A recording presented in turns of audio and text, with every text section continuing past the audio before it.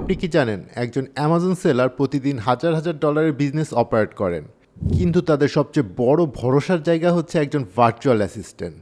কারণ সেলারদের এমন কিছু সমস্যা থাকে যেগুলো তার একার পক্ষে সামলানো প্রায় অসম্ভব। প্রথমেই আসছে প্রোডাক্ট লিস্টিং অপটিমাইজেশন। অনেক সময় ভালো প্রোডাক্ট থাকার পরেও সেল আসে না, কারণ লিস্টিং ঠিকমতো অপটিমাইজ করা হয়নি। একজন অ্যামাজন ভিএ সঠিক টাইটেল, বুলেট পয়েন্ট, ডেসক্রিপশন এবং কিওয়ার্ড ব্যবহার করে লিস্টিংকে আরও কার্যকর করে তুলতে সাহায্য করে। তারপর রয়েছে ইনভেন্টরি ম্যানেজমেন্ট। স্টক শেষ হয়ে গেলে শুধু সেলই বন্ধ হয় না, অনেক সময় প্রোডাক্টের র্যাঙ্কিংও ড্যামেজ হয়। তাই একজন ভার্চুয়াল অ্যাসিস্ট্যান্ট নিয়মিত ইনভেন্টরি মনিটর করেন এবং সময়মতো সেলারকে আপডেট দেন। এরপর রয়েছে অ্যামাজন পিপিসি ম্যানেজমেন্ট। বিজ্ঞাপন চালানো সহজ, কিন্তু প্রফিটেবল উপায়ে চালানো কঠিন।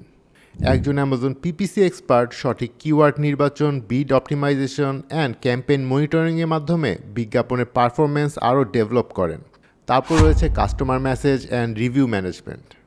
বায়ারদের প্রশ্নের উত্তর দেওয়া এবং তাদের সমস্যার সমাধান করা খুবই ইম্পর্ট্যান্ট। আর একজন ভিএ নিয়মিত এই কাজগুলো করে সেলারদের সময় বাঁচিয়ে দেন। Last of all, data analysis and reporting.